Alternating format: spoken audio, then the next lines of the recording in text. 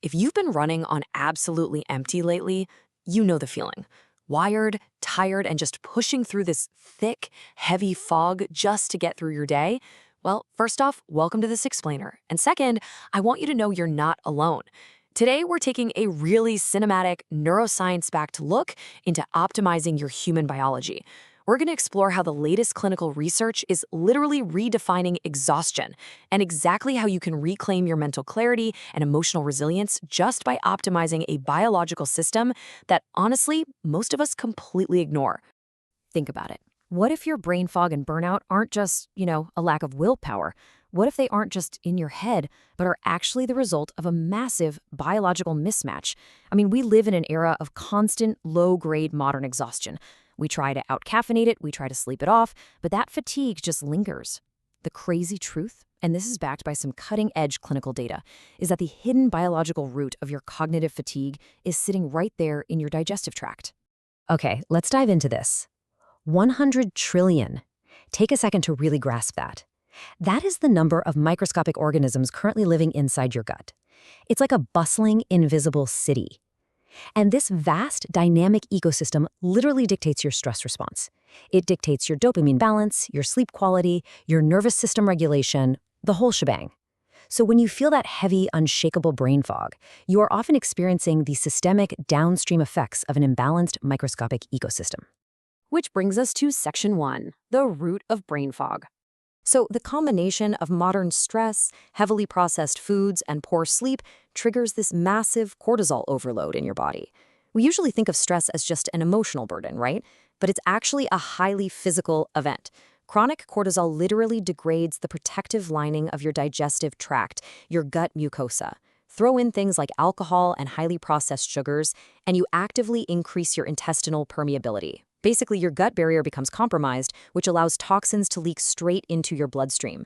This triggers systemic inflammation, which then travels straight up the vagus nerve to your brain. The result? Neural inflammation and that deep, heavy cognitive fatigue we were just talking about. All right, moving to Section 2, unlocking the gut-brain axis. Now, just as our modern lifestyle can degrade this connection, modern neuroscience shows us exactly how to repair it, and it's brilliant. When the beneficial bacteria in your gut consume fiber, they produce these magical little metabolites called short-chain fatty acids, or SCFAs for short. The absolute rock star of this group is called butyrate.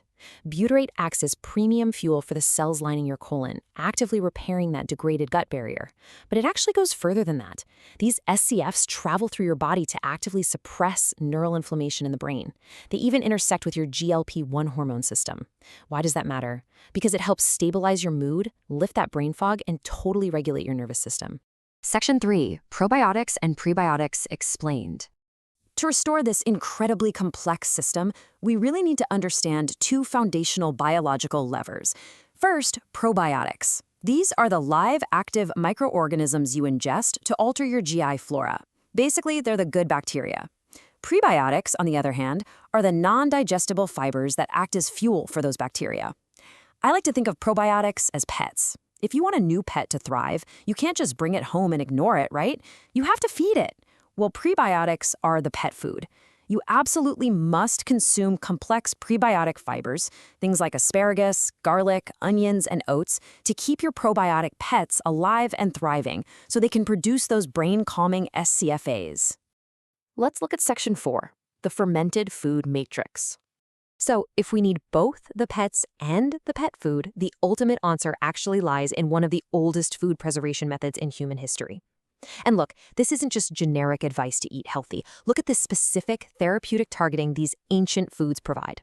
Kefir, for instance, is loaded with strains clinically shown to restore your intestinal barrier. Then you have kimchi, which contains Lactobacillus plantarum. Incredible recent data shows this actually helps bind to and flush modern nanoplastics out of the human body. Wild, right?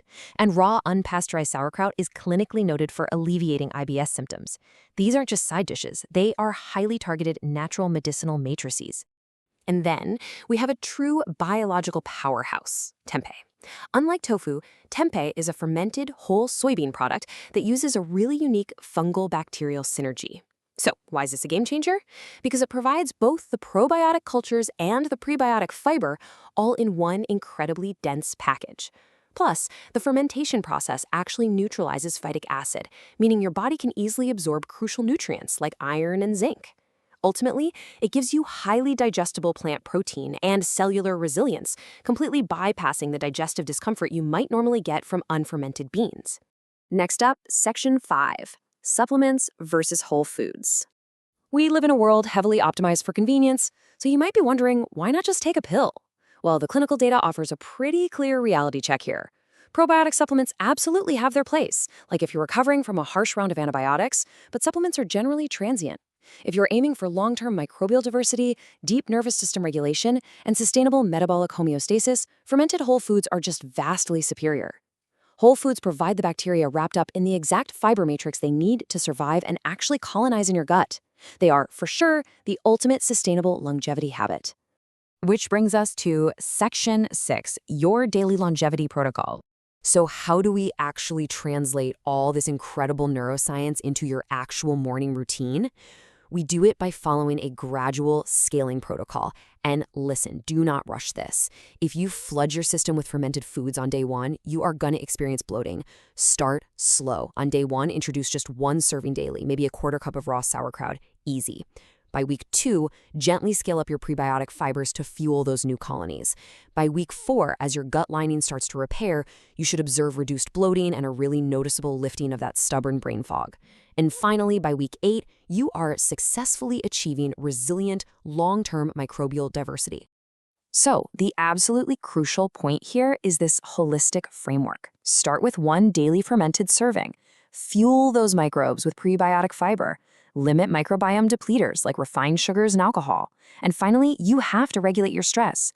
You simply cannot out-supplement chronic stress. High cortisol physically halts gut motility and digestion. So taking deep breaths, optimizing your sleep, and managing your emotional state, those aren't just nice-to-haves. They are biological prerequisites for gut health. I really want to leave you with this incredibly powerful clinical insight. The gut microbiome acts as a supporting metabolic organ. It influences several systemic processes, including nutrient digestion, toxin breakdown, and the structural preservation of the intestinal mucosal barrier.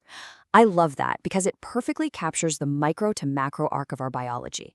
The organisms inside you aren't just passive passengers.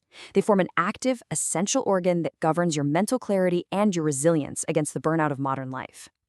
We've covered a ton of groundbreaking science today, moving from the hidden root of our exhaustion to the empowering daily habits that can literally heal us from the inside out. Your biology is simply waiting for the right inputs. So my final question for you today is this. Are you ready to stop just treating your symptoms and start actually feeding your ecosystem? Thank you so much for joining me for this explainer, and I highly encourage you to take that very first step toward biological balance today. You've got this.